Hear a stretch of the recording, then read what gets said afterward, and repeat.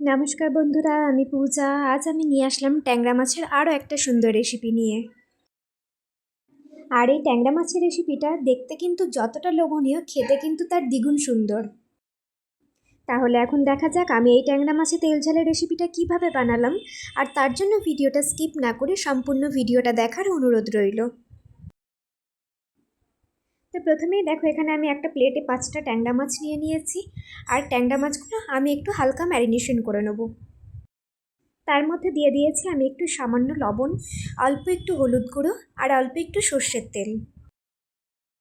এখন এই ট্যাংরা মাছগুলো কিন্তু আমি একটু হাত দিয়ে ভালো করে মেখে নেব।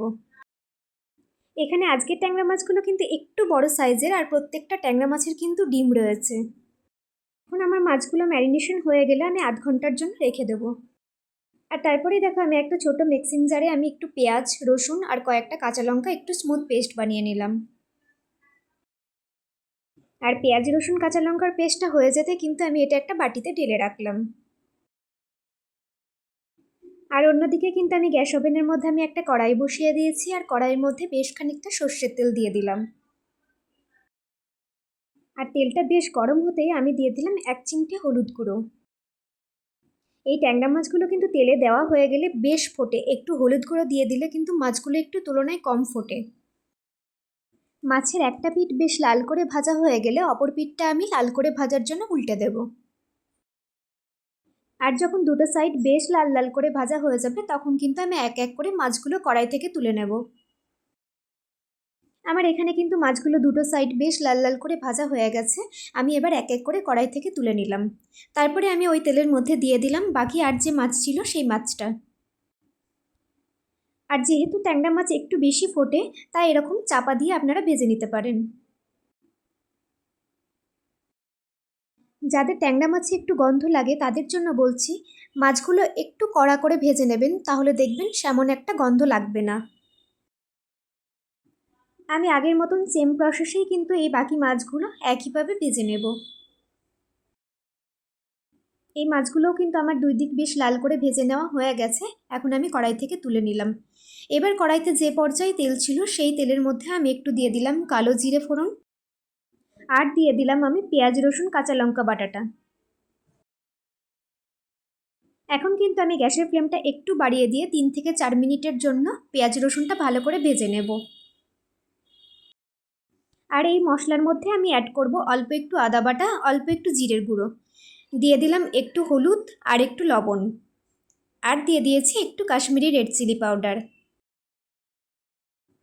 ব্যাস, এখন সব উপকরণগুলো আমি খুব ভালো করে মিক্স করে নেব। অল্প একটু ভাজতে ভাজতে আমি দিয়ে দিলাম একটা স্লাইস করে রাখা টমেটো কুচি।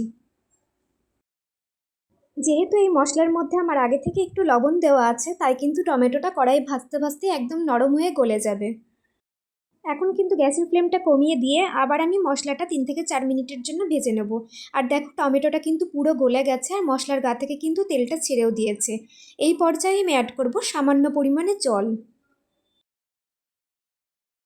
জল দিয়ে আমি গ্যাসের ফ্লেমটা বেশ বাড়িয়ে দিয়েছি, আর সমস্ত মশলাটা খুব ভালো করে মিক্স করে নিয়েছি।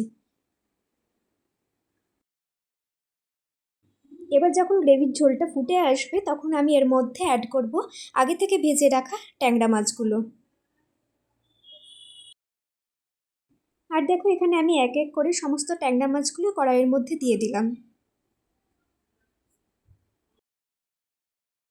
ব্যাস, এবার কিন্তু গ্যাসের ফ্লেমটা কমিয়ে দিয়ে আমি 10 মিনিটের জন্য এটা ঢাকা দিয়ে রেখে দেবো। আর এখন 10 মিনিট বাদে দেখো, মাছের ঝোলটা কিন্তু কতটা ঘন হয়ে এসেছে। আপনারা চাইলে মাছের ঝোলটা কিন্তু আরেকটু ঘন করে নিতে পারেন, আমি এই পর্যায়ে রেখে দিলাম। ব্যাস, এর উপর দিয়ে আমি দিয়ে দিলাম কয়েকটা চেরা কাঁচা লঙ্কা। আর এখন কিন্তু আমি গ্যাসের ফ্লেমটা অফ করে দেব। আর মাছগুলো নামিয়ে কিন্তু আমি অন্য একটা পাত্রে ঢেলে নিয়েছি। দেখো, মাছটা দেখতে কিন্তু কত সুন্দর হয়েছে। আর তোমরা যারা ট্যাংরা মাছ খেতে পছন্দ করো না, তারা কিন্তু এই ট্যাংরা মাছের তেল ঝালের রেসিপিটা একবার ট্রাই করে দেখতে পারো, খেতে কিন্তু অসাধারণ লাগবে। আর আমার এই ভিডিওটা যদি তোমাদের ভালো লেগে থাকে, তাহলে কিন্তু চ্যানেলটি সাবস্ক্রাইব করার অনুরোধ রইল।